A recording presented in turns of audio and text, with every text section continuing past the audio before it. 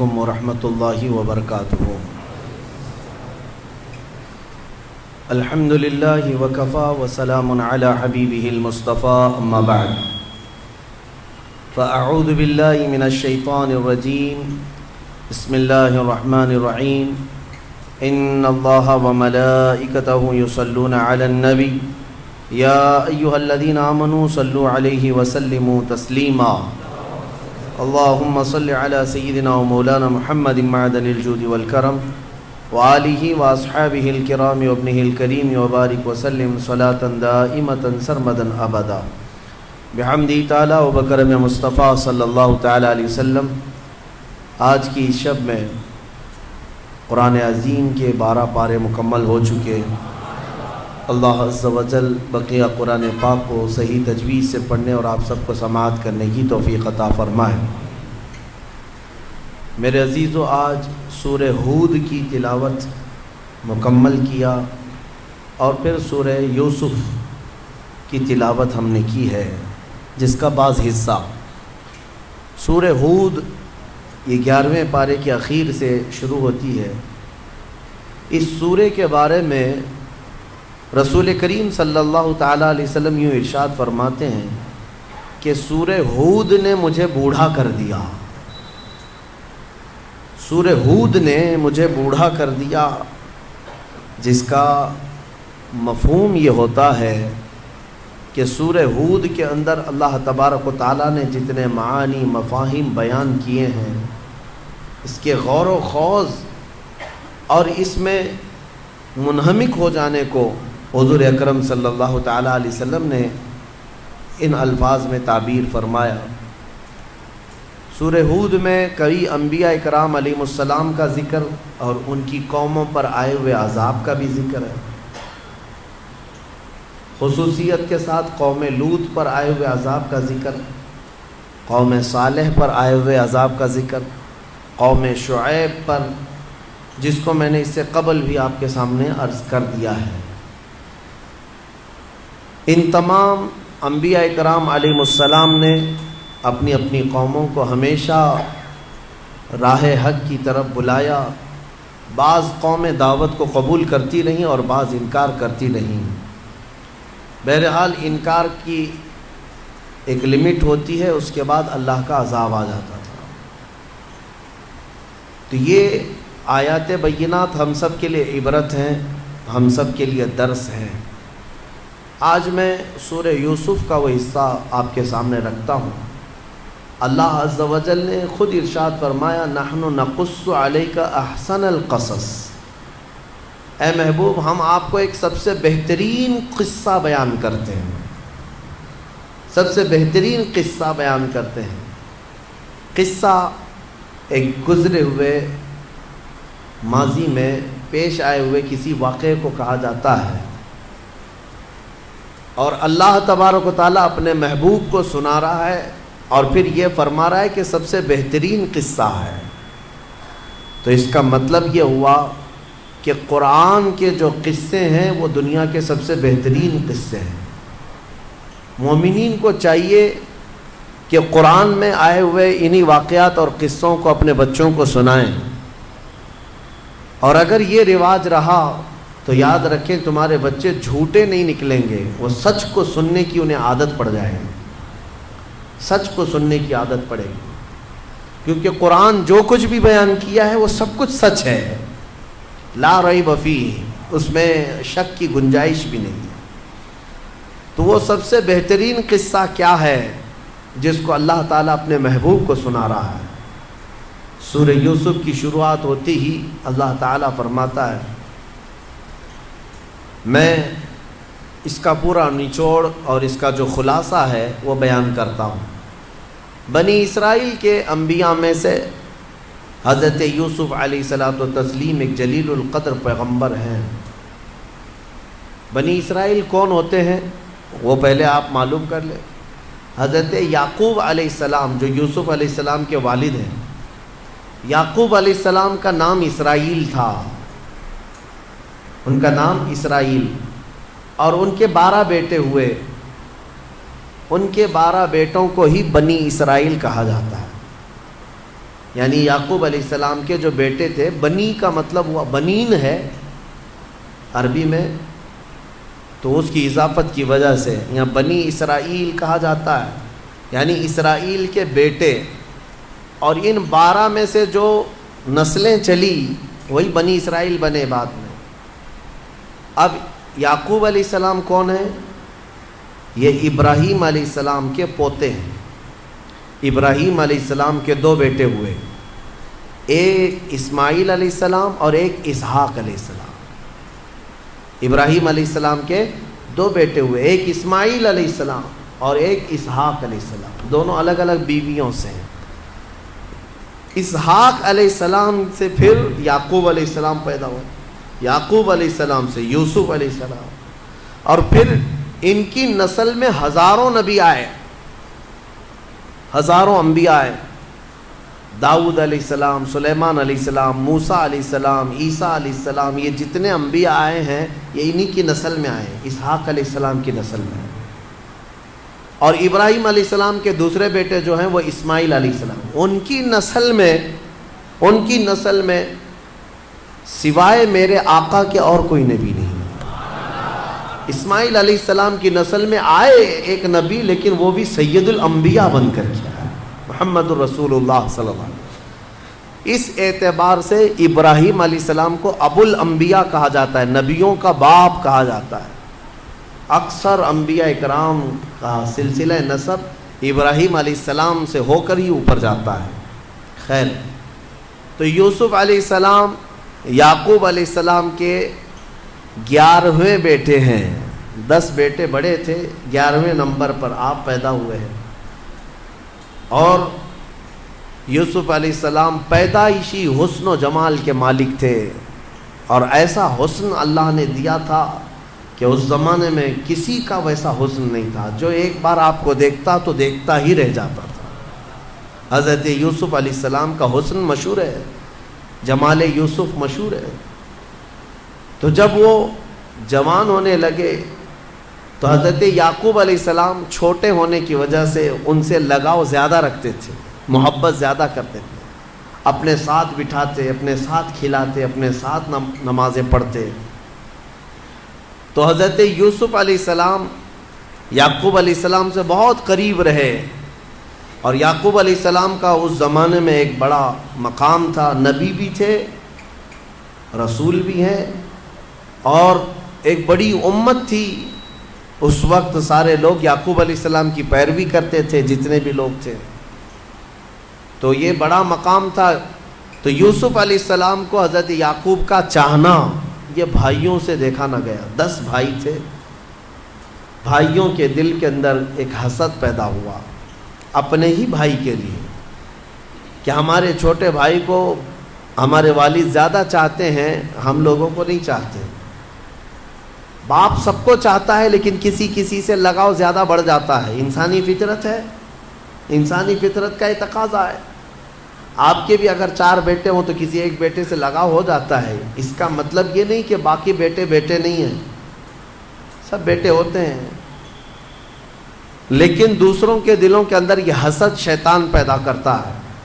ان 10 بھائیوں کے دلوں میں یہ حسد آ گیا، چیمی گوئیاں چلتی رہیں، باہر باتیں چلتی رہیں۔ پھر ہوا بھی ایک دن ایسے کہ یوسف علیہ السلام کو اپنے باپ کی آنکھوں سے دور کرنے کا پلان بنانا شروع کیا، منصوبہ سازی کرنے لگے۔ اس سے پہلے ایک بات میں آپ کو بتا دوں، یوسف علیہ السلام نے ایک رات سو کر اٹھنے کے بعد اپنے والد سے کہا کہ میں نے کل رات ایک خواب دیکھا ہے، انی رأیت 11 کوكبا والشمس والقمر رأیتهم لی ساجدین۔ یوسف علیہ السلام نے اپنے والد سے کہا کہ ابا میں کل رات کو دیکھ رہا تھا 11 ستارے اور ایک سورج اور ایک چاند مجھے سجدہ کر رہے تھے۔ یوسف علیہ السلام نے خواب میں یہ دیکھا، چھوٹی عمر میں دیکھا۔ یعقوب علیہ السلام اسی وقت اپنے بیٹے سے کہتے ہیں، بیٹا یہ خواب کسی کو بیان مت کرنا، لا تقصص رؤیاک علی اخوتک، خاص کر تیرے بھائیوں کو مت بیان کرنا، پھر وہ شرارت کریں گے، اس لیے کہ اس خواب کی میننگ، اس خواب کی تعبیر بہت اعلیٰ ہے، بہت بلند ہے۔ بہرحال یہ بچپن کا دیکھا ہوا خواب تھا، تعبیر تو ہونی تھی، لیکن اس سے پہلے بھائیوں نے یہاں پر مکر کیا، منصوبہ کیا، سازشیں کی، شیطان ان کے ساتھ شریک رہا، شیطان پلاننگ میں ساتھ میں بیٹھتا۔ شیطان نے ہی ان 10 بھائیوں کو منصوبہ بتایا، ایک کام کرو، یوسف کو جنگل میں لے جاؤ، گھومنے پھرنے کے بہانے جاؤ، اور وہاں جا کر کے یوسف کو ذبح کر دو، ختم کر دو، اور پھر آ کر کے کہہ دینا کہ جانور کھا گیا۔ تو اگر اتنا کر لو گے تو یوسف کا کام تمام ہو جائے گا، تم سب کے سب اپنے باپ کے محبوب بیٹے بن جاؤ گے، باپ تم ہی کو چاہنے لگیں گے۔ ان 10 نے حسد کے مارے وہ پلاننگ کر لیا، لیکن یہ مسئلہ تھا کہ یعقوب علیہ السلام ان کے ساتھ بھیجیں گے کیسے یوسف علیہ السلام کو۔ سب 10 کے 10 پلان بنا کر کے آئے، کہا کہ ہم جاتے ہیں تفریح کے لیے، گھومنے کے لیے، جنگل جائیں گے۔ سارے لوگ جا رہے ہیں، آپ یوسف کو بھی ہمارے ساتھ بھیجیے۔ والد نے کہا نہیں، میں نہیں بھیجوں گا، مجھے اس بات کا اندیشہ ہے کہ تم جو ہے میرے اس بیٹے کی حفاظت نہیں کر پاؤ گے، کہیں کوئی بھیڑیا آ گیا اور اس بچے کو اٹھا لے گیا یا کچھ ہو گیا تو کیا ہوگا۔ تو ان سبوں نے مکر کر کے کہا، آپ بھی کیا بات کرتے ہیں والد گرامی، ہم سگے بھائی ہیں، وَنَحْنُ عُصْبَةٌ، ہم اس کے بھائی ہیں، ہم یوسف کو اسی طرح سے جانے دے دیں گے؟ ایسا کیسے ہو سکتا ہے، 10 لوگ ہیں ہم اس کی حفاظت کے لیے۔ باتیں بنائی، یعقوب علیہ السلام نے بھیج دیا۔ یوسف علیہ السلام کو جب ان بھائیوں کے ساتھ بھیجا تو یہ 10 لوگ لے کر کے جنگل میں آئے۔ اپنے منصوبے کے اعتبار سے مارنا تو تھا، لیکن پھر بھائیوں نے مشورہ کیا، لا تقتلوا یوسف، یوسف کو قتل مت کرو، وَأَلْقُوهُ فِي غَيَابَةِ الْجُبِّ، بلکہ ایک اندھیرے کنویں میں ڈال دیا جائے، ایک کسی کنویں کے اندر ڈال دیتے ہیں، مارنا بیکار ہے۔ تو وہ ڈرے بھی تھے، مارنے کا ان کا ارادہ کینسل ہوا، اور ان لوگوں نے حضرت یوسف علیہ السلام کو پکڑ کر کے جنگل کے اندر ایک ویران کنواں تھا، اس کنویں میں دھکیل دیا۔ اس میں زہریلے سانپ بھی تھے، کیڑے بھی تھے، پرانا کنواں تھا۔ یوسف علیہ السلام کو اس کنویں میں انہوں نے دھکا جیسی دیا۔ روایت میں ہے کہ یوسف علیہ السلام کنویں میں ابھی نیچے گرنے ہی والے تھے، اس سے پہلے ہی آسمانوں سے جبرائیل امین تشریف لائے۔ جبرائیل علیہ السلام نے اپنے ہاتھوں سے انہیں تھام لیا اور کنویں میں ہی ایک محفوظ جگہ پر بٹھایا، اور سارے موذی جانوروں کو، کیڑے مکوڑوں کو، سانپوں کو کہہ دیا گیا کہ یوسف کو اللہ نے اپنا رسول بنایا ہے، نبی بنایا ہے، تم سب کے سب ان کے احترام میں لگ جاؤ، ان کی حفاظت میں لگ جاؤ۔ تو کوئی وہاں پر کیڑا مکوڑا یوسف علیہ السلام کو غضب نہیں پہنچایا، بلکہ سب حفاظت پر لگے ہوئے تھے۔ وہ قادر مطلق جس سے چاہے اپنے بندوں کی حفاظت کرے، ہاں، موذیوں سے اپنے نبیوں کی حفاظت کرتا ہے۔ موذی یہ لفظ جو ہے کچھ لوگ مودی سمجھ جاتے ہیں، موذی کا مطلب ہوتا ہے ایذا دینے والا، یہ زال سے ہے، وہ دال سے ہے، بس نقطے کا فرق ہے ایک ہی چیز۔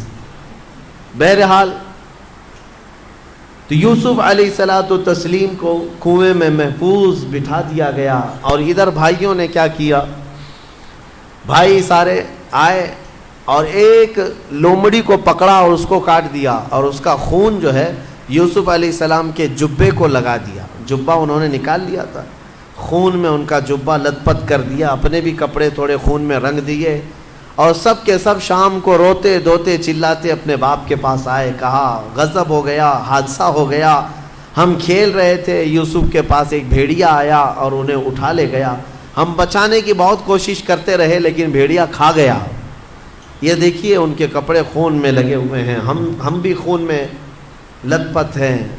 یعقوب علیہ السلام ان کی باتوں کو سنتے رہے۔ قرآن کہتا ہے وَجَاءُوا أَبَاهُمْ عِشَاءً يَبْكُونَ قَالُوا يَا أَبَانَا إِنَّا ذَهَبْنَا نَسْتَبِقُ وَتَرَكْنَا يُوسُفَ عِندَ مَتَاعِنَا فَأَكَلَهُ الذِّئْبُ، بھیڑیا کھا گیا، اور آپ شاید یقین نہ کریں گے لیکن یہی سچ ہے ہمارے باپ، اے والد گرامی یہی سچ ہے۔ اب کرتے کیا؟ حضرت یعقوب علیہ السلام صبر کر رہ گئے، اور بہت غم کے عالم میں روئے یعقوب علیہ السلام، اتنا روئے اپنے بیٹے کی جدائی میں کہ ان کی آنکھیں چلی گئیں۔ حضرت یعقوب علیہ السلام کی آنکھوں کی بینائی ختم ہو گئی، وہ اپنے بیٹے کی جدائی کے غم میں بے انتہا روتے رہے۔ اور اس کے بعد پلاننگ جس کام کے لیے کی گئی تھی وہ الٹی پڑ گئی۔ ہوا یہ کہ یعقوب علیہ السلام پہلے جتنا ان کو چاہتے تھے اس سے زیادہ ان کو دور کر دیا، یہ 10 کو دور کر دیا۔ جسے اکثر یہ ہوتا ہے کہ ناجائز طریقے سے کچھ چیزیں حاصل کرنے کی کوشش کرتا ہے تو آدمی جو ہے وہ بھی ختم کر جاتا ہے۔ وہ اپنے باپ کی نگاہوں میں معتوب ہو گئے اور دور رہنے لگے۔ یعقوب علیہ السلام نے ان کو اپنے نظروں سے ہمیشہ کے لیے دور رکھا کہ انہوں نے دھوکہ کیا اپنے بھائی کے ساتھ۔ یہ زمانہ ہو گیا گزرتا ہوا، قرآن کہتا ہے یوسف علیہ السلام کنویں میں رہے، ایک قافلہ اس راستے سے گزر رہا تھا، وجاءت سیارۃ، ایک قافلہ وہاں پر آیا اور وہ مصر کی طرف جانے والا قافلہ وہاں پر پڑاؤ کیا۔ انہوں نے پانی کی تلاش میں 2 لوگوں کو بھیجا تھا قافلے والوں نے، اسی کنویں پر وہ 2 لوگ آئے، ڈول ڈالا انہوں نے کنویں میں، تو جیسے ہی ڈول ڈالا حضرت یوسف علیہ السلام ڈول کو پکڑ کر اوپر آ گئے۔ تو جیسے ہی وہ اوپر آئے وہ دونوں دیکھ کر کے حیرت میں رہ گئے۔ قال یا بشرا ھذا غلام، کیا خوشخبری ہے دونوں کے لیے کہ اتنا حسین و جمیل غلام مل گیا ہمیں، اتنا خوبصورت۔ اور وہ لے کر کے یوسف علیہ السلام کو قافلے میں لے آئے، امیر قافلہ کو دیا۔ تو اس وقت یہ غلامی کا دور تھا کہ ایک آدمی بھی مل جائے تو اسے بازار میں بیچا جاتا تھا یا غلام کے طور پر رکھا جاتا تھا۔ یوسف علیہ السلام اتنے حسین تھے کہ پورا قافلہ انہی کو دیکھتا رہ گیا، انہی کو دیکھتا۔ اور سب جب سفر شروع ہوا، جہاں جہاں سے گزرتے یوسف علیہ السلام کی جھلک دیکھنے کے لیے لوگ بے قرار رہتے۔ مصر کے بازار میں پہنچے تو قافلے کے امیر نے یہ سوچا کہ مفت میں یوسف کو کیوں دکھاؤں۔ اس نے آپ کو چھپا کر رکھا اور دیکھنے کے لیے ایک ایک اشرفی ریٹ لگایا، قیمت لگایا، سونے کا 1 سکہ دو اور یوسف کو دیکھ کر کے جاؤ۔ لوگوں میں یہ بات پھیل گئی کہ بہت ہی حسن و جمال کا مالک ایک شہزادہ آیا ہے۔ دیکھتے رہے دوپہر تک، ایک ایک اشرفی دے کر لوگ دیکھتے رہے۔ پھر اس نے دوپہر کے بعد قیمت بڑھا کر 10 اشرفیاں کر دی۔ 10 اشرفی دے کر کے بھی لوگ دیکھنے لگے۔ شام میں 100 اشرفی بنا دیا، 100 سونے کے سکے دو اور یوسف کو دیکھو۔ ایک ہی دن میں وہ پتہ نہیں کتنا کما گئے، صرف یوسف علیہ السلام کو دیکھنے کے لیے۔ مصر ٹوٹ پڑا تھا، بازار میں پورا ہنگامہ تھا۔ یہ باتیں پھیلتی رہیں۔ عزیز مصر جو اس وقت گورنر ہوتا، مصر کا جو بادشاہ تھا، اس کی بیوی جو زلیخا ہے، عزیز مصر کی بیوی ہے، قرآن میں ان کا بھی ذکر آیا ہے۔ تو عزیز مصر کے گھر بھی یہ خبر پہنچی کہ ایک نوجوان ایسا آیا ہے جس کے حسن سے سب اجالا ہی اجالا ہے، بازار میں سارے لوگ ٹوٹ پڑے ہیں انہیں دیکھنے کے لیے۔ تو یہ بھی دیکھنے کے لیے گئے، عزیز مصر اور اس کی بیوی۔ دیکھ کر آنے کے بعد زلیخا کو یہ لگنے لگا کہ میں کسی بھی طرح سے اس نوجوان کو حاصل کر لوں اپنے گھر کے لیے۔ وہ شادی شدہ خاتون تھیں، یوسف علیہ السلام ابھی جوان تھے، ابھی جوان تھے۔ تو زلیخا نے اپنے شوہر کو اصرار کیا کہ کسی طرح یوسف کو خریدا جائے۔ قیمت جو لگی وہ اس زمانے میں مصر کی آدھی سلطنت کے قریب۔ عزیز مصر نے اپنی آدھی دولت دے کر یوسف علیہ السلام کو خرید لیا زلیخا کی اصرار پر۔ حضرت یوسف علیہ السلام کو کس لیے خریدا تھا؟ زلیخا کی جو نیت تھی وہ قرآن کہتا ہے کہ وَقَذَلِكَ مَكَّنَّا عَسَىٰ أَن نَتَّخِذَهُ وَلَدًا۔ زلیخا نے یہ کہا تھا کہ ہم اپنا بیٹا بنا لیں گے یوسف کو، ہمارے گھر میں اولاد نہیں ہے۔ خرید کر کے لایا گیا اور اپنے گھر پر رکھے۔ یوسف علیہ السلام عزیز مصر کے گھر پہنچے ہیں۔ یہ سفر یوسف بھی دیکھو کہاں سے کہاں، نبی کا سفر۔ کہاں سے ابتدا ہوئی اور کہاں تک پہنچتے ہیں۔ میرے عزیزو، خدائے قدیر و جبار کی حکمتیں کوئی نہیں جانتا۔ یوسف علیہ السلام کو عزیز مصر کے گھر پہنچایا، زلیخا کی دن بدن محبت بڑھتی گئی، یہاں تک کہ قرآن کہتا ہے قد شغفہا حبا، وہ یوسف علیہ السلام کی محبت میں ڈوب گئی، بے پناہ محبت کرنے لگ گئی۔ اب محبت کا انجام پھر ایک دن ایسا ہوا کہ ایک بند کمرے میں زلیخا نے ہاتھ بڑھایا یوسف علیہ السلام کی طرف، تو یوسف علیہ السلام نے اپنا دامن چھڑایا اور اس گھر سے باہر نکلنے لگے۔ زلیخا نے پیچھے سے دامن پکڑ کر کھینچا تو آپ کا دامن مبارک تھوڑا سا پھٹ گیا، لیکن ایک گناہ یا ایک خطا کی طرف نبی کبھی توجہ بھی نہیں کر سکتے، تصور بھی نہیں ہو سکتا۔ یوسف علیہ السلام وہاں سے نکلے، ایک جملہ ہے بڑے حکیم نے فرمایا تھا، نبیوں کے دامن میں پیوند تو ہو سکتا ہے لیکن دھبا نہیں ہوتا، گناہ کا دھبا نہیں ہو سکتا، پیوند تو ہو سکتے ہیں۔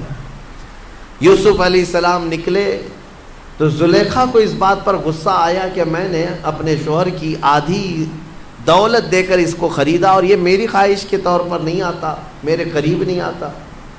تو اس نے، زلیخا نے سیدھے یوسف علیہ السلام پر الزام لگایا۔ کس بات کا الزام لگایا؟ کہ یوسف میری طرف بڑھنے کے لیے آیا تھا۔ تو یہ معاملہ عزیز مصر کے پاس پیش کیا گیا۔ عزیز مصر کے پاس جب آیا یہ معاملہ، تو جو بڑے بڑے دانشور تھے سبوں نے بیٹھ کر کے یہ کہا کہ یہ دو ہی تھے، کیسے پتہ چلے کس نے کیا کیا ہے؟ تو پھر فیصلہ یہ ہوا کہ دامن کو دیکھا جائے، ان کان قمیصہ قد من قبل فصدقت وہو من الکاذبین، اگر دامن سامنے سے پھٹا ہے تو زلیخا سچ کہہ رہی ہے کہ یوسف کا ارادہ برا تھا، وَإِن كَانَ قَمِيصُهُ قُدَّ مِن دُبُرٍ فَكَذَبَتْ وَهُوَ مِنَ الصَّادِقِينَ، اور اگر دامن پیچھے سے پھٹا ہے تو جھوٹ بول رہی ہے زلیخا، کیونکہ زلیخا کی خواہش تھی اور یوسف بچ رہے تھے۔ فَلَمَّا رَآ قَمِيصَهُ قُدَّ مِن دُبُرٍ، پھر جب قمیص ان کی دیکھی گئی تو پیچھے سے پھٹی تھی، دامن پیچھے سے پھٹا ہوا تھا۔ تو پھر یہ فیصلہ ہو گیا کہ زلیخا نے جھوٹ کہا، یوسف پاک ہے، اتنا فیصلہ ہوا۔ لیکن یہ بات شہر میں پھیل گئی کہ زلیخا شادی شدہ ہونے کے باوجود ایک نوجوان کی محبت میں فدا ہو گئی ہے اور وارفتہ ہے، اور بہت سارے لوگ دیکھے نہیں تھے یوسف علیہ السلام کو، لیکن یہ افواہ پھیل گئی۔ تو زلیخا کو یہ بات ناگوار گزری کہ لوگ میرے بارے میں طرح طرح کی باتیں کر رہے ہیں، ان لوگوں نے ابھی یوسف کو دیکھا کہاں ہے؟ تو زلیخا نے ایک دعوت کی، اور دعوت میں شہر کی بڑی رئیس عورتوں کو سب کو بلایا، جو جو تانے مار رہی تھی سب کو بلایا۔ عموماً ایسا ہوتا ہے کہ اپنی چیز چھپانے کے لیے دوسروں کو بھی اس میں ملوث کرنا ایک انسان کی فطرت ہوتی ہے کہ تو بھی اس میں داخل ہو جا۔ بہت ساری عورتیں دعوت میں آئیں، زلیخا نے سب کو کھانا کھلانے کے بعد کہا کہ میں آج آپ سب کے سامنے ایک مظاہرہ کرتی ہوں۔ سب کے ہاتھوں میں ایک ایک لیمو اور ایک چاقو دیا، کہا جب میں کہوں تو اس لیمو کو اپنی چاقو سے کاٹ دینا، تیز چھری ہے۔ قرآن کہتا ہے فَلَمَّا سَمِعَتْ بِمَكْرِهِنَّ أَرْسَلَتْ إِلَيْهِنَّ وَأَعْتَدَتْ لَهُنَّ مُتَّكَأً وَآتَتْ كُلَّ وَاحِدَةٍ مِّنْهُنَّ سِكِّينًا، سب کے ہاتھوں میں ایک تیز چاقو دیا، سب عورتیں بیٹھی رہیں۔ اور پھر زلیخا نے یوسف علیہ السلام کو سجا سنوار کر کے اس ہال میں لے آئی جہاں عورتیں بیٹھی تھیں۔ جیسی یوسف علیہ السلام پر سب کی نظریں پڑی، وہ پہلی مرتبہ دیکھ رہی تھی، جمال یوسف کو دیکھنے میں وہ ایسی مہ ہو گئی۔ ادھر زلیخا نے آواز لگائی کہ اپنے اپنے لیمو کاٹ لو۔ عورتوں کو ہوش نہ رہا، ان کے ہاتھوں سے لیمو گر گیا اور انگلیاں کٹ گئی، سب کی انگلیاں کٹ گئی۔ اور اللہ تبارک و تعالیٰ فرماتا ہے وآتت كل واحدة منهن سكينا قالت اخرج عليهن فلما رأينه أكبرنه وقطعن أيديهن. سب عورتوں نے اپنی اپنی انگلیاں کاٹ لی اور پھر اس کے بعد پکار کر کے کیا کہنے لگی، ما ھذا بشرا، یہ بشر کیسے ہو سکتا ہے، ان ھذا الا ملک کریم، یہ تو کوئی آسمانی فرشتہ لگ رہا ہے. یوسف علیہ السلام کی ایک جھلک دکھائی گئی اور اس کے بعد یوسف علیہ السلام واپس چلے گئے. بعد میں ان خواتین کو پتہ چلا کہ لیمو نہیں کٹا، ہماری انگلیاں کٹی، 4 کی 4 انگلیاں کٹ گئی.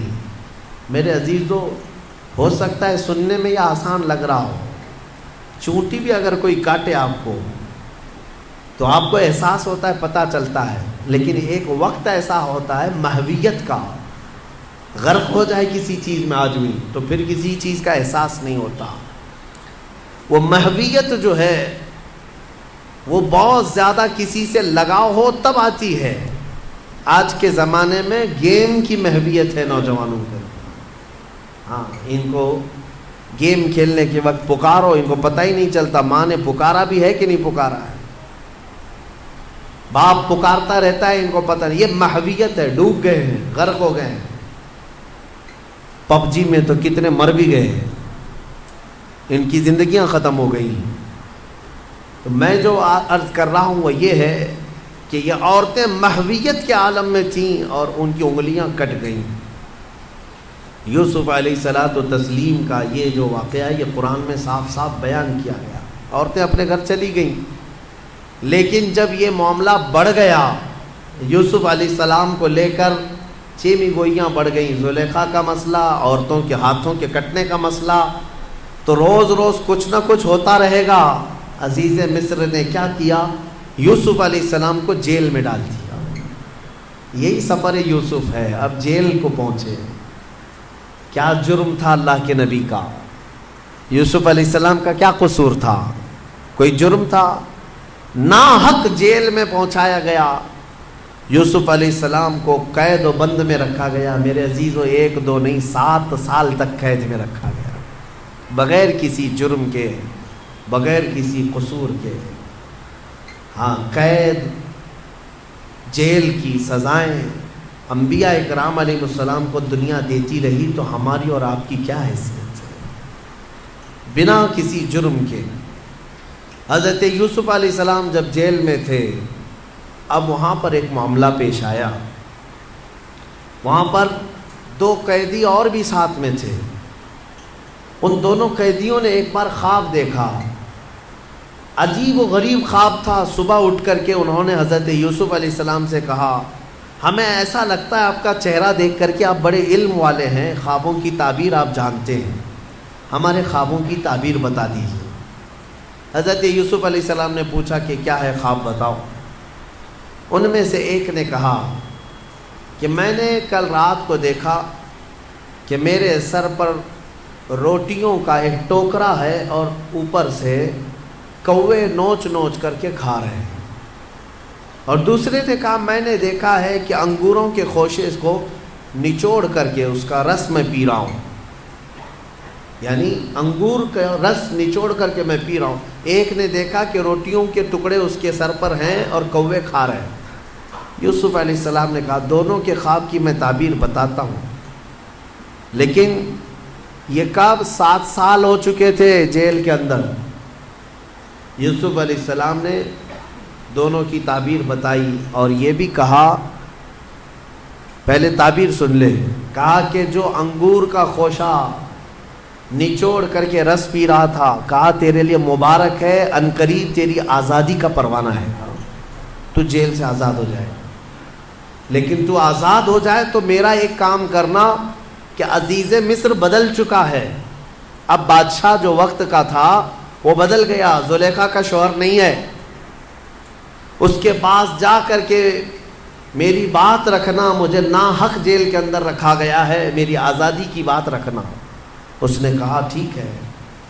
دوسرے سے کہا جس کے سر پر روٹیوں کا ٹوکرا تھا اور کوے نوچ نوچ کر کھا رہے تھے، یوسف علیہ السلام نے کہا کہ تیرے لیے بری بشارت ہے کہ عنقریب تجھے پھانسی کی سزا ہوگی. اور ہوا ایسی ہی کہ 3 دن نہیں گزرے تھے کہ ایک کی آزادی کا پروانہ سنایا گیا اور دوسرے کی پھانسی کا آرڈر آ گیا۔ یوسف علیہ السلام کا جو یہ علم تھا خوابوں کی تعبیر بتانا، یہ بھی اللہ نے آپ کو معجزے کے طور پر عطا کیا تھا، معجزہ تھا۔ خوابوں کی تعبیر صحیح من عن حضرت یوسف علیہ السلام بتا دیا کرتے تھے۔ میرے عزیزو، خواب جو ہے اس کے بارے میں حدیث پاک میں بھی ہے، مومن کا دیکھا ہوا خواب اکثر سچ ہوا کرتا ہے، بلکہ فرمایا گیا نبوت کا 46واں حصہ ہے۔ مطلب یہ ہے کہ سچائی ہوا کرتی ہے، اور اللہ تبارک و تعالیٰ جب اپنے مومن بندوں کو کسی بات سے الرٹ کرنا چاہتا ہے تو خوابوں کے ذریعے سے انہیں پیغام دیتا ہے۔ لیکن خوابوں کی تعبیر جاننا یہ ہر کس و ناکس کا کام نہیں ہے۔ ایرے غیرے نتھو کھیرے خوابوں کی تعبیر نہیں بتا سکتے۔ خوابوں کی تعبیر ایک علم ہے باضابطہ، اس کے لیے بہت ساری چیزوں کا جاننا ضروری ہے۔ اور خواب دیکھے ہو تو ہر کسی سے بیان بھی مت کرو، فرمایا گیا کہ اس سے بیان کرو جو خوابوں کی تعبیر کا علم رکھتا ہے، عالم دین ہے یا عالم باعمل ہے، اس کے پاس تم اپنے خواب بیان کر سکتے ہو۔ ہر ایک کے سامنے خواب بیان کرنا بھی نہیں چاہیے، مومنوں کو یہ کہا گیا ہے۔ یہاں بیچ میں رک کر کے میں اتنی بات کہہ دوں کہ ضروری نہیں کہ جو کچھ بھی دیکھا جائے وہی چیز نظر آئے، ہر چیز کا کچھ الگ الگ معنی ہوتا ہے۔ حضرت محمد بن سیرین رضی اللہ تعالیٰ مشہور تابعی ہیں، خوابوں کی تعبیر کے امام ہیں۔ آپ سے پوچھا گیا خواب میں اذان دیتے ہوئے دیکھے تو کیا ہے؟ اذان دیتے ہوئے اگر دیکھا تو اس کی تعبیر کیا ہوگی، اس کا معنی کیا ہو سکتا ہے؟ توجہ چاہتا ہوں میں، صرف جھٹ سے ایسی ہی تعبیر نہیں بتا دی جائے گی کہ اذان دیتے ہوئے دیکھے ہاں اس کا معنی یہ ہے۔ پہلے یہ دیکھا جائے گا کہ دیکھنے والا کون ہے۔ خواب دیکھنے والے کے اوپر ڈیپینڈ کرتا ہے، دیکھنے والا کیسا ہے۔ تو 2 تعبیریں آتی ہیں اس کی۔ اگر دیکھنے والا شریف آدمی ہے، نیک آدمی ہے، تو اس کا مطلب یہ ہے کہ عنقریب وہ حج پر جائے گا۔ اذان دیتے ہوئے دیکھا یا سنا، اور وہ بھی قرآن کی آیت سے انہوں نے ثابت کیا، وَأَذِّن فِي النَّاسِ بِالْحَجِّ۔ اذان دیتے ہوئے اگر نیک آدمی نے دیکھا، پابند صوم و صلاۃ ہے، تو اس کا معنی ہے کہ وہ حج پر جائے گا۔ اور اگر فاسق و فاجر ہے، بے عمل ہے، اس نے دیکھا اذان دیتے ہوئے، تو اس کا معنی یہ ہے کہ عنقریب وہ چوری میں پکڑا جائے گا۔ زمین آسمان کا فرق ہے تعبیروں میں، ایک ہی اذان ہے، دیکھنے والے کے اوپر ڈیپینڈ کرتا ہے۔ ایک حج پہ جا رہا ہے اور ایک جیل جا رہا ہے، چوری میں پکڑا جائے گا۔ اس کو بھی انہوں نے قرآن کی آیت سے ثابت کیا، فَأَذَّنَ مُؤَذِّنٌ أَيَّتُهَا الْعِيرُ إِنَّكُمْ لَسَارِقُونَ۔ قرآن پاک میں یہ دونوں جگہ پر اذان کا لفظ آیا۔ اسی طرح سے ایک اور بات میں عرض کر دوں، حضرت زبیدہ خاتون جو خلیفہ ہارون رشید کی بیوی ہیں، انہوں نے ایک رات خواب دیکھا تھا، بہت بھیانک خواب دیکھا۔ بہت سارے مرد مل کر کے ان کی عزت لوٹ رہے تھے، عصمت دری کر رہے تھے۔ وہ ڈر گئی صبح اٹھ کر کے۔ یہ وہی زمانہ ہے جب حضرت محمد بن سیرین موجود تھے۔ زبیدہ خاتون نے اپنی ایک خادمہ کو بلایا اور کہا حضرت محمد بن سیرین کے پاس جا، ایک خواب کی تعبیر پوچھ کر کیا، لیکن یہ کہنا کہ تو نے دیکھا خواب۔ عیب ہے نا، بادشاہ کی بیوی اگر ایسا خواب دیکھی ہے تو شرمندگی کی بات ہے کہ کیا کیا دیکھتی ہے خواب میں، لوگ باتیں بنائیں۔ تو خادمہ سے کہا کہنا کہ تو نے دیکھا۔ وہ گئی خادمہ اور جا کر کے حضرت محمد بن سیرین سے کہتی ہے کہ حضور کل رات میں نے ایک بھیانک خواب دیکھا ہے۔ کہا کیا دیکھا؟ کہا بہت سارے مرد مل کر میری عزت لوٹ رہے تھے، عصمت دری کر رہے تھے۔ تو حضرت محمد بن سیرین نے خواب پورا سننے کے بعد پوچھا تو کیا کرتی ہے؟ تو کیا کرتی ہے؟ تو اس نے کہا میں کنیز ہوں، دربار کی کنیز ہوں، خادمہ ہوں۔ حضرت محمد بن سیرین ہنسنے لگے، کہا تیری حیثیت ہی نہیں، تو یہ خواب دیکھ ہی نہیں سکتی، تو نے نہیں دیکھا یہ خواب، جھوٹ بول رہی ہے، جھوٹ بول رہی ہے۔ اس نے کہا آپ کو اس سے کیا مطلب؟ کہا بتا صحیح کس نے دیکھا میں تعبیر بتا دوں؟ اس خادمہ نے کہا آپ نے تو پکڑ لیا ہے، یہ میری ملکہ زبیدہ خاتون نے دیکھا۔ تو حضرت محمد بن سیرین نے کہا ٹھیک ہے، جاؤ اپنی ملکہ اپنی زبیدہ سے یہ بشارت دے دینا کہ اس خواب کی تعبیر کوئی گھناؤنی نہیں ہے، عنقریب وہ ایک ایسا کام کرے گی جس سے پوری امت فائدہ اٹھائے گی، نیک کام کرے گی۔ اور اس خواب کی تعبیر ہی ہے کہ زبیدہ خاتون نے دریائے دجلہ سے لے کر عرفات کے میدان تک ایک نہر بنائی حاجیوں کے پانی پینے کے لیے۔ ہاں، ایک نہر زبیدہ خاتون نے اپنے پیسوں سے بنوائی تھی۔ حاجی عرفات کے میدان میں بڑے پیاسے ہوتے تھے، وہاں پانی کا انتظام نہیں، تو اس نے پانی کا انتظام کروایا، اور وہ نہر زبیدہ کی باقیات اور آثار آج بھی موجود ہیں مکہ میں، آج بھی ہیں۔ اور جانتے ہیں اس نہر سے 1200 سال تک حاجی پانی پیا کرتے تھے۔ تو ایک امت، بہت بڑی امت نے نفع اٹھایا۔ تو خواب کا مطلب یہ نہیں ہے کہ جو دیکھا وہی ہو جائے گا۔ کبھی کبھار موت کی تعبیر زندگی سے ہے، کسی کے انتقال کی تعبیر اس کی زندگی سے کی جاتی ہے۔ بہرحال حضرت یوسف علیہ السلام کا یہ معجزہ بھی تھا، خوابوں کی تعبیر آپ بیان کرتے ہیں۔ ان دونوں کی تعبیر بیان کی آپ نے، وہ دونوں صحیح نکلے، لیکن ہوا یہ کہ جو آزاد ہوا بندہ وہ باہر آیا، موج مستی میں بھول گیا، یوسف علیہ السلام کی بات عزیز مصر تک پہنچانا بھول گیا۔ قرآن کہتا ہے فَأَنْسَاهُ الشَّيْطَانُ، شیطان اس کو بھلوا دیا، اور اس پر اور 7 سال گزر گئے۔ یوسف علیہ السلام کے 14 سال جیل کے، 14 سال قید کے۔ پھر ایک وقت ایسا آیا کہ جو مصر کا بادشاہ تھا اسی نے خواب دیکھا، اس نے ایک عجیب و غریب خواب دیکھا، وہ پریشان تھا۔ دوسرے دن صبح اٹھا، سارے نجومیوں کو جمع کیا اور سب کو جمع کر کے کہنے لگا وقال الملك انی ارى 7 بقرات سمان یاکلهن 7 عجاف و7 سنبلات خضر واخر یابسات۔ کہتا ہے کہ کل میں نے عجیب و غریب خواب دیکھا ہے، 7 بھینسیں موٹی تازی اچھی خاصی 7 بھینسیں دیکھا، اور پھر 7 گھاس کے جو اوٹ ہوتے ہیں، 7 ہری ہری گھاسوں کے اوٹ تھے، اور پھر 7 سوکھی گھاسوں کے اوٹ۔ اس کا مطلب کیا ہے؟ کیا ہو سکتا ہے؟ ہاں، بادشاہ کے دربار میں چاپلوس بہت سارے ہوتے ہیں، اٹکل پچھو مارتے رہتے ہیں، ادھر کا ہو سکتا ہے ادھر کا ہو سکتا ہے، لیکن بادشاہ کو کوئی بات جمی نہیں، یہ بھی نہیں سمجھ میں آ رہا ہے، یہ بھی نہیں سمجھ میں۔ اس دربار میں وہ جیل سے چھوٹا ہوا آدمی موجود تھا، اس کو یاد آ گیا کہ جیل میں ایک شخص ہے جو خوابوں کی تعبیر بتاتا ہے۔ بادشاہ سے کہا جیل میں یوسف نام کا ایک جوان ہے جو پچھلے 14 سال سے قید میں ہے، اور اس نے مجھے پیغام بھی بھیجا تھا آپ کے نام، میں بھول گیا، اور وہ خوابوں کی صحیح تعبیر بتاتا ہے۔ پچھلے کسی عزیز مصر نے اسے قید کر دیا تھا، تو بادشاہ نے حکم دیا کہ یوسف علیہ السلام کو آزاد کیا جائے اور انہیں لایا جائے۔ یوسف علیہ السلام کو آزاد کیا گیا اور دربار شاہی میں لایا گیا۔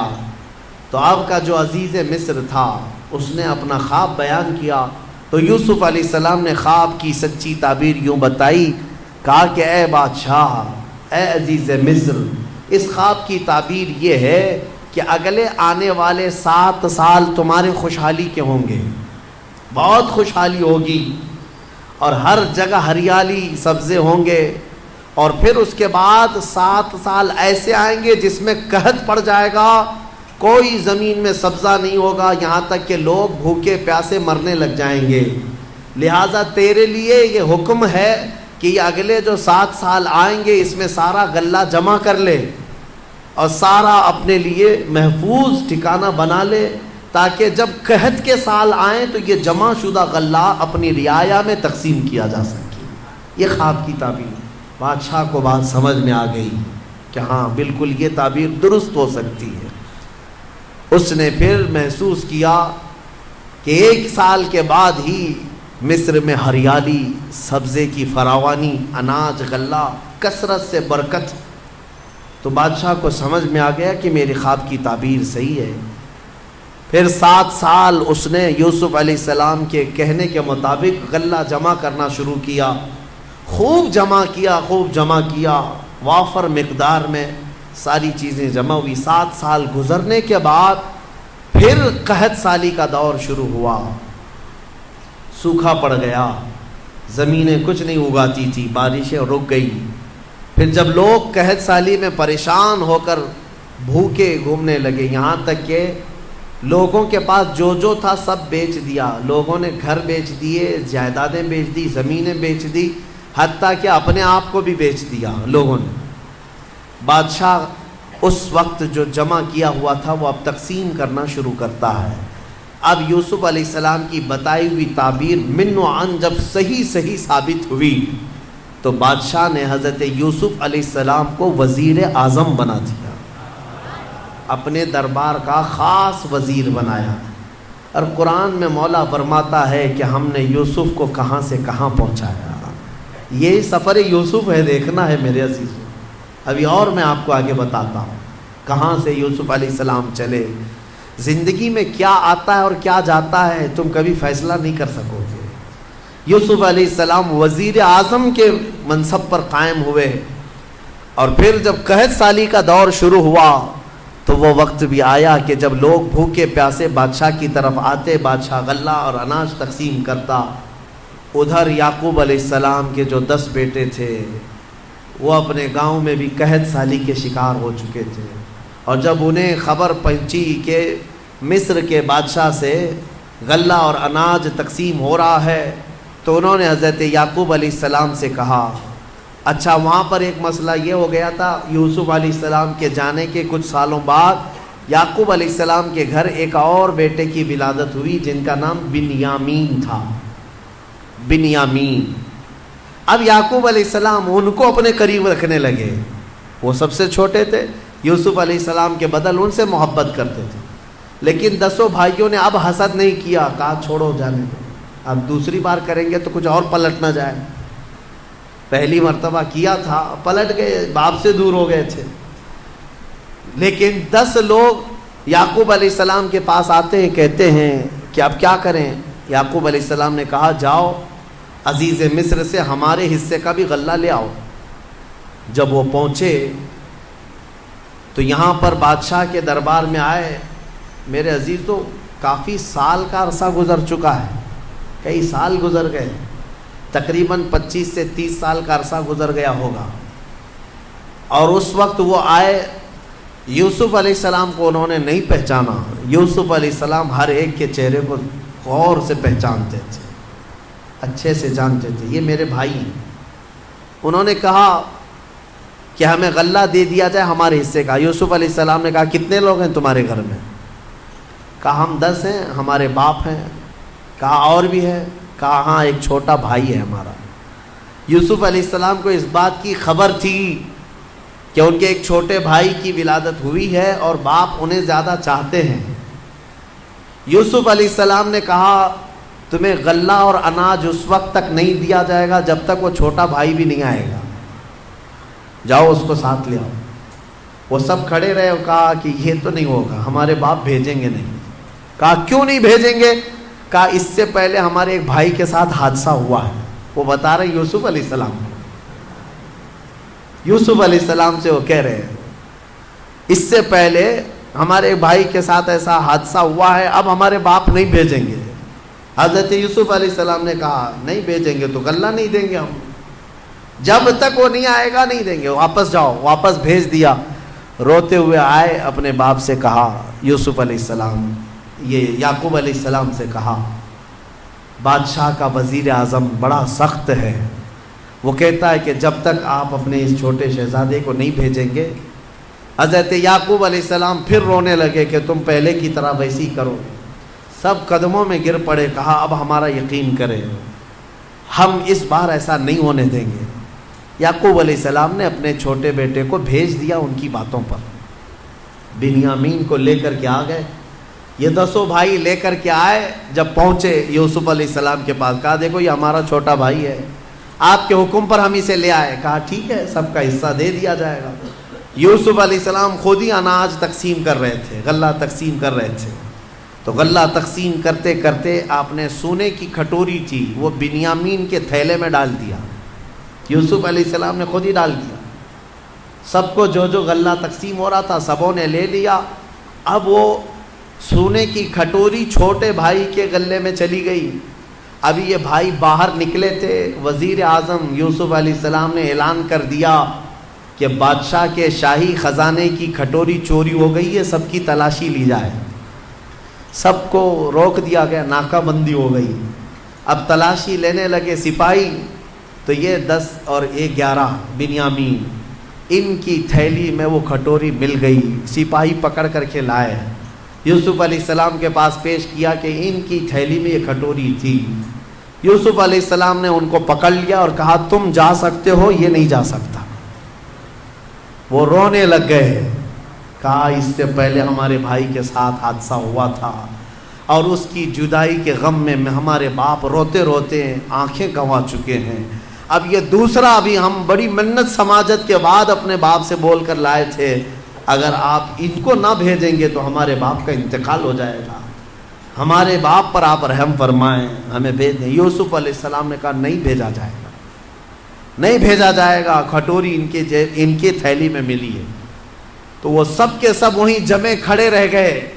یوسف علیہ السلام نے کہا کہ ایک صورت ہے کہ جاؤ اپنے باپ کو بھی ساتھ میں لے آ جاؤ، اپنے باپ کو ساتھ میں لے آؤ، اس کے بعد تمہارا یہ بھائی بھی آزاد ہو جائے گا۔ لیکن جانے سے پہلے یہ 10 ابھی بھی پہچان نہیں رہے، اتنا معاملہ ہو گیا، پہچان نہیں رہے اپنے بھائی کو۔ یوسف علیہ السلام اپنے باپ کی بارے میں ان بھائیوں سے سنتے رہے تو دل میں درد بھی ہوتا ہے، اتنے سالوں سے اپنے باپ سے دور ہیں۔ جب وہ جانے لگے تو یوسف علیہ السلام نے اپنا جبہ اتار کر کے دیا، کہا کہ یہ لے جانا اپنے باپ کے چہرے پر ڈال دینا۔ یوسف علیہ السلام نے اپنے بھائیوں سے کہا کہ یہ لے جاؤ اپنے باپ کے چہرے پر ڈال دینا۔ اس میں قرآن میں ہے یہ آیت، اللہ تبارک و تعالیٰ نے فرمایا ہے فَلَمَّا جَاءَ الْبَشِيرُ أَلْقَاهُ عَلَى وَجْهِهِ فَارْتَدَّ بَصِيرًا۔ یہ 13ویں پارے میں کل ہم یہ تلاوت کریں گے، سورہ یوسف کا جو بقیہ حصہ ہے۔ تو یوسف علیہ السلام نے یہ جبہ دیا اور کہا کہ لے جاؤ۔ اب یہ بھائی لے کر کے چل پڑے۔ جب وہ بیچ راستے میں پہنچے تھے، یعقوب علیہ السلام اپنے گھر میں اپنی بیوی وغیرہ کو بلا کر کہتے ہیں بے قراری ہو رہی ہے، مجھے بے چینی ہو رہی ہے۔ کہا کس چیز کی؟ کہا مجھے یوسف کی خوشبو آ رہی ہے، انی لأجد ریح یوسف، میں یوسف کی خوشبو سونگھ رہا ہوں۔ تو لوگوں نے کہا آپ پرانے خیالات میں ہیں، ہمیشہ یوسف یوسف کرتے رہتے ہیں، کہاں اتنے سالوں کے بعد یوسف کی خوشبو آ رہی ہے آپ کو؟ میرے عزیزو، ایک نبی دوسرے نبی کی خوشبو محسوس کر رہے ہیں۔ بھائی جب قریب آئے تو اب قرآن میں ہے کہ یہ 10 بھائیوں نے وہ جبہ لا کر یعقوب علیہ السلام کے چہرے پر ڈال دیا۔ فَارْتَدَّ بَصِيرًا، قرآن کہتا ہے یعقوب علیہ السلام کی آنکھیں روشن ہو گئی، بینائی لوٹ آئی۔ پھر بھائیوں نے کہا کہ ہمارے ساتھ ایسا ایسا معاملہ ہوا ہے۔ تب پھر یعقوب علیہ السلام نے کہا کہ ارے تم سب لوگ اس قدر غلطی کر چکے ہو، خطا کر چکے ہو، تمہیں پتہ نہیں جو وزیر اعظم ہے وہ میرا بیٹا یوسف ہے، یوسف ہے۔ سب کے سب باپ کے قدموں میں جھک گئے اور معافی طلبی کی، اور حضرت یعقوب علیہ السلام نے کہا ایسے نہیں، چلو یوسف کے پاس چلتے ہیں۔ حضرت یعقوب علیہ السلام ان 10 بیٹوں کو لے کر کے آئے۔ جب یہاں پہنچے تو وہ بادشاہ وقت عزیز مصر کو یوسف علیہ السلام نے اپنا پورا واقعہ سنا دیا کہ میرے ساتھ بچپن کے ساتھ کیا ہوا تھا، اور یہ وہ 10 لوگ ہیں جنہوں نے مجھے کنویں میں ڈالا تھا، اب وہ آ رہے ہیں، اللہ نے مجھے نبوت عطا فرمائی ہے۔ یوسف علیہ السلام نے عزیز مصر کو بتایا۔ جیسے ہی یعقوب علیہ السلام مصر کی سرزمین پر پہنچے 10 بیٹوں کو لے کر، ایک بیٹے بنیامین وہیں تھے اور ایک عزیز مصر بھی وہاں پر تھا، تو سب کے سب جب یوسف علیہ السلام کے پاس آئے تو دیکھتے ہی یعقوب علیہ السلام اور ان کے 11 بیٹے اور عزیز مصر سب کے سب یوسف علیہ السلام کے لیے سجدے میں گر گئے۔ یہ تعظیم کا سجدہ تھا، عبادت کا سجدہ نہیں، تعظیم کے لیے سجدے میں گر گئے۔ اور اس کے بعد سبوں نے سر اٹھایا تو یعقوب علیہ السلام نے کہا بیٹا بچپن میں جو تو نے خواب دیکھا تھا اس کی یہ تعبیر ہے۔ تو نے دیکھا تھا نا کہ 10 ستارے، ایک چاند اور ایک سورج تجھے سجدہ کر رہے ہیں، یہ 10 تارے تیرے بھائی ہیں اور ایک سورج میں ہوں اور ایک چاند یہ عزیز مصر ہے۔ انی رأیت 11 کوکبا، 11 ستارے جو تجھے سجدہ کر رہے ہیں وہ تیرے 11 بھائی ہیں، ایک سورج یہ یعقوب علیہ السلام، ایک چاند یہ عزیز مصر۔ اللہ تبارک و تعالیٰ نے تیرے خواب کی تعبیر پوری فرمائی۔ اب اس کے بعد عزیز مصر اس پد سے، اس منصب سے بھی ہٹ گیا، اب یوسف علیہ السلام کو مصر کی بادشاہت عطا فرمائی۔ کہاں سے نکلے تھے؟ سفر یوسف کو یاد کرو، یہ رب تبارک و تعالیٰ کی حکمت کے فیصلے ہیں۔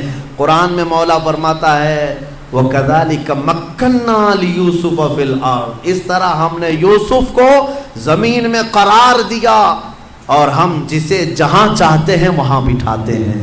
تُعِزُّ مَن تَشَاءُ وَتُذِلُّ مَن تَشَاءُ، وہ مولا جسے چاہے عزت عطا کرے، تو جسے چاہے ذلت عطا کرے۔ رب تبارک و تعالیٰ نے یوسف علیہ السلام کو ان تمام مقامات سے گزارا۔ اس میں ہمارے لیے کئی عبرت کی چیزیں ہیں، کئی حکمت کی چیزیں ہیں۔ زندگی میں کچھ چیزیں ایسی مشقت کی آتی ہیں، اس کا مطلب یہ نہیں کہ وہ ہمیشہ رہ جائیں۔ کبھی یوسف علیہ السلام کنویں میں ہمیشہ نہیں رہے، کبھی یوسف علیہ السلام زلیخا کے گھر میں ہمیشہ نہیں رہے، کبھی یوسف علیہ السلام جیل میں بھی ہمیشہ نہیں رہے۔ ہر جگہ ایک نئی صبح آنی ہے، ایک نئی صبح آنی ہے۔ آج اگر چاند کو گہن لگا ہے تو کل چھٹنا بھی ہے۔ آج اگر مسلمانوں پر ظلم و ستم کے پہاڑ ڈھائے جا رہے ہیں، کل انشاءاللہ صبح طلوع ہوگی، کل صبح طلوع ہوگی، وہ روشنی پرچم اسلام کی لہرائے گی ضرور۔ سنا ہے قدسیوں سے میں نے کہ وہ شیر پھر ہوشیار ہوگا۔ میرے عزیزو، ہمارے بزرگ فرمایا کرتے، خاص طور پر مجھے نصیحت کے طور پر ہمارے ایک بزرگ عالم دین تھے، انہوں نے کہا تھا، عورتیں بہت ساری شکایت لے کر ان کے پاس روتی ہوئی آئی تھی، تو انہوں نے کہا تھا کہ تمہیں پتہ ہے ٹرین میں بیٹھتے ہو، سفر کرتے ہو، ٹرین میں سفر کرتے ہو تو ٹرین کبھی کبھار ٹنل میں جاتی ہے۔ ممبئی جانے والوں کو پتہ ہوگا اکثر کہ وہ ٹنل کے اندر سے ہو کے جاتی ہے، گوفا جو ہوتا ہے پہاڑ کے بیچ میں سے اندر گھس جاتی ہے اور پھر باہر نکلتی ہے۔ تو جیسی ٹرین ٹنل میں جاتی ہے، اندھیرا، کچھ نظر نہیں آتا، کچھ نظر نہیں آتا، جاتی ہے نا ٹرین پہاڑ کے اندر سے ہو کے، گوفے کے اندر سے، غار میں سے ہو کے جاتی ہے، جو کھود کے بنایا گیا سرنگ ہے۔ تو اس سرنگ میں جیسی ٹرین جاتی ہے اندھیرا ہو جاتا ہے، لیکن تم سب کے سب بیٹھے کیوں رہتے ہو ٹرین میں؟ جب اندھیرا ہو جائے تو گھبرا کر کے اتر کیوں نہیں جاتے؟ بھاگتے کیوں نہیں ادھر سے ادھر؟ ہر پیسنجر کو یہ معلوم ہے ڈرائیور چلا رہا ہے، نکالے گا باہر۔ ڈرائیور ٹرین چلا رہا ہے، تھوڑی دیر کے بعد یہ اندھیرے سے باہر نکالے گا۔ تو فرماتے ہیں ہمارے بزرگ کہ اے نادان، ٹرین کے ڈرائیور پر جب تجھے اتنا بھروسہ ہے کہ وہ ٹنل کی اندھیریوں سے نکال سکتا ہے، تو اس رب الارباب پر کیوں نہیں یقین ہے جو زندگی کی اندھیریوں سے نکال کر تجھے اجالے میں ضرور لائے گا۔ ایک دن آئے گا جب تو اپنی مصیبتوں اور مشقتوں سے نکلے گا اور پھر اجالا ضرور دیکھے گا۔ کوئی رات ایسی نہیں جس کے بعد صبح نہیں آنی، صبح آئے گی۔ کوئی رات ایسی نہیں جس کے بعد صبح نہیں آئے گی، آئے گی، صبح آئے گی۔ اس لیے جو مصیبتوں سے گھبرا کر کے ہا ہو کرتے ہیں، میں مر گیا، میں مر گیا، اب کیا ہوگا، اب کیا ہوگا، یہ بے صبر لوگ ہیں۔ انتظار کرو، مولا تبارک و تعالیٰ وہ اجالے عنقریب لائے گا۔ ان مع العسر یسرا، قرآن کہتا ہے ہر تکلیف کے بعد آسانی آئے گی، ہر تکلیف کے بعد آسانی آئے گی۔ یہ آیت 2 مرتبہ آئی ہے، جس کا مطلب مفسرین یہ بتاتے ہیں کہ ایک تکلیف اٹھاؤ گے اللہ 2 آسانیاں عطا فرمائے گا، ایک تکلیف اٹھاؤ گے 2 آسانیاں عطا کرے گا۔